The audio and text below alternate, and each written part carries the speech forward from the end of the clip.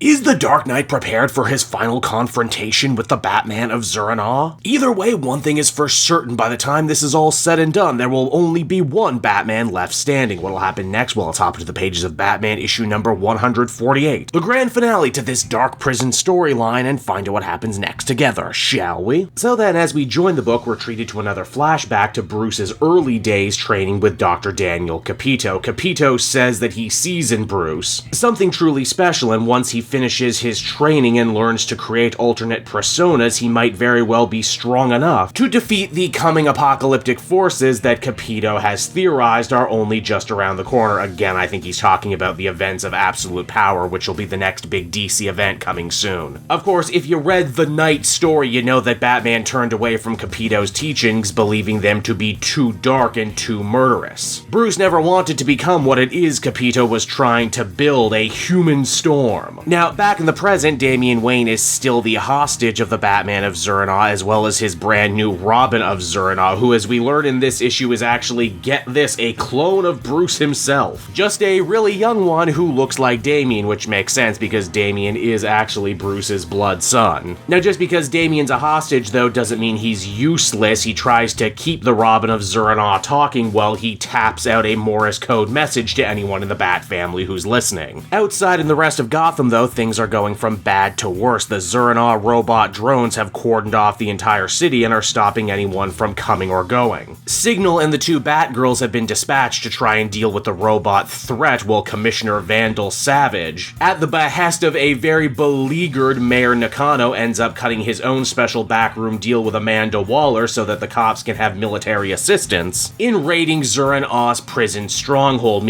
as Gotham itself becomes one massive pressure cooker threatening to blow at any second. Now, down in the original Batcave, Bruce has managed to convene the Bat family. He gives a heartfelt speech talking about how sorry he is for everything he did while under the sway of Zur-En-Arrh's corruption. The hardest thing about this apology, though, for Bruce isn't just the fact that he doesn't regularly make apologies, but deep down he knows that Zur-En-Arrh is him. He is Zur. The horrible things he's been doing actually did exist in Bruce's mind. He would just never go through with them because his family was always there to stop him. And indeed, if the good guys ever hope to overcome Daniel Capito and the Batman of Zur-En-Arrh, they're going to need to come together like never before and become the Bat family once again. Up until now, when it comes to fighting Zur-En-Arrh, Batman and everyone else has been on the defensive. He hopes this time actually going for a one-on-one confrontation might actually throw the killing machine for a loop. But everyone in the family has a job. Batman will confront Zur-En-Arrh head-on, Nightwing and Oracle will see if they can try and deactivate the machines. Even Red Hood himself gets an important job, being sent to be the one to actually try and corral Capito. Now, if you're like me, you're probably wondering, what exactly was the Batman of Zur-En-Arrh's ultimate plan to cure Gotham City, and why did he need Daniel Capito? Well, the answer is actually kind of fascinating. You see, Zur and Capito have taken all of the most famous Batman rogues and plan to put them through the same conditioning machine that Batman used on himself to create Zur, only this time they would be imparting a little bit of Batman's own personality on the villains, hoping that he could scare the crap out of them from inside their own heads to stop them from doing anything evil in the future. It's a monstrous disregarding of personal liberties, but hey, Batman of Zur-En-Arrh isn't killing anyone, though. Keep that in mind because it'll actually be important later. Bats and Zur-En-Arrh square off for their final smackdown with all the cards on the table. It's also here we finally get to see what sort of upgrades Bruce made to the suit in the previous issue. It seems that now it can actually heat up to a point that it can burn away any attempt that Zur makes to restrain our hero. It also, I guess, is just stronger and can take more of a beating than normal, and honestly, that's about it.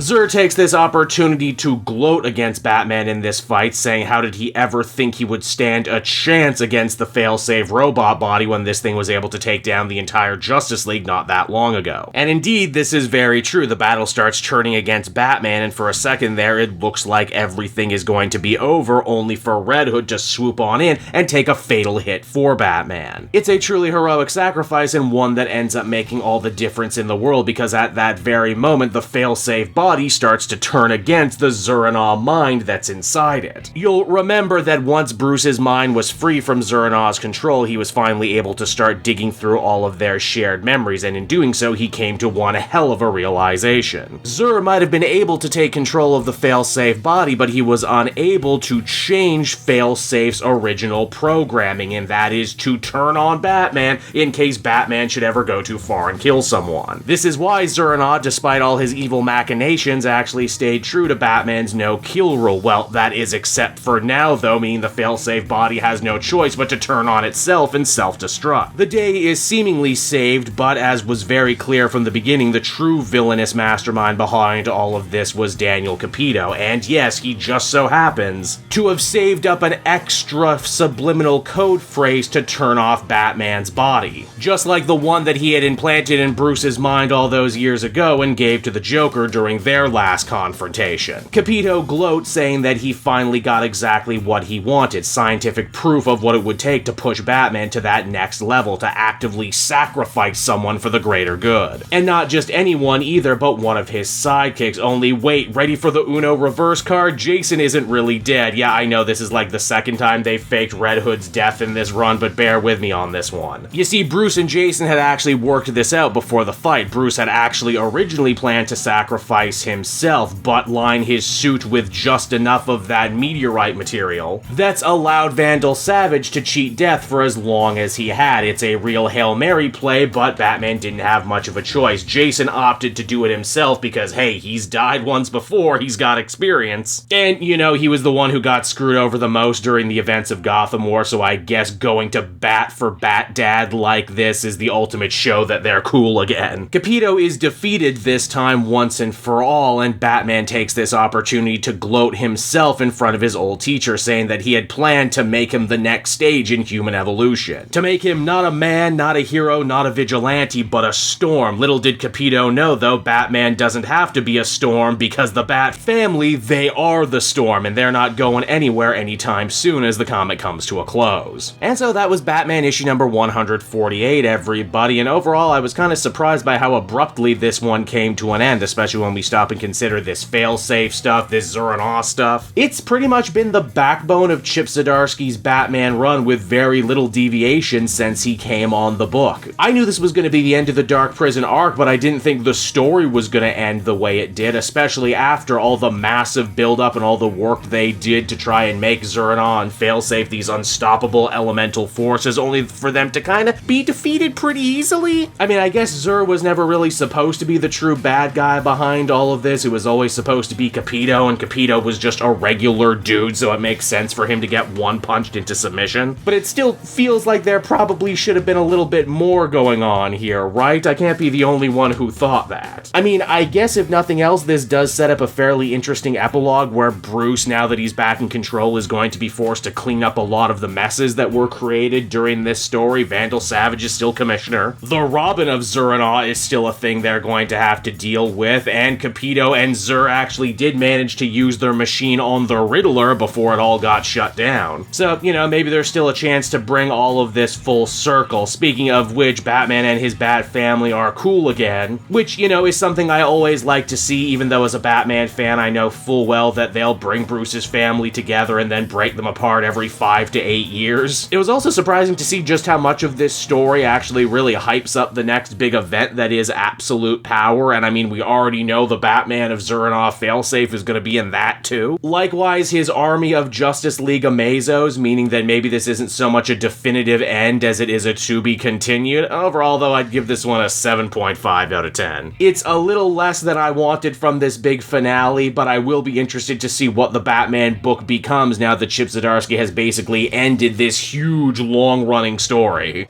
Hey there everyone, it's your pal Cape Joel again, and if you're seeing my face right now, that means you watched to the end of the video, and I'll always be grateful for that. Retention helps in this crazy YouTube game, and so does becoming a patron. If you head on down to the description, you can find a link to my Patreon page. Recently just redid all the tiers, a lot of cool stuff offering up there, exclusive commentaries, exclusive polls, behind the scenes concept art for Capes and Quest. That's the brand new D&D show I've started soon. Never been a better time to become a patron. You can become a patron for as little as $1 a month and help the channel grow and, you know, help me continue to deliver content like what you just saw. So I want to thank you all, and I will see you again next time. Bye-bye.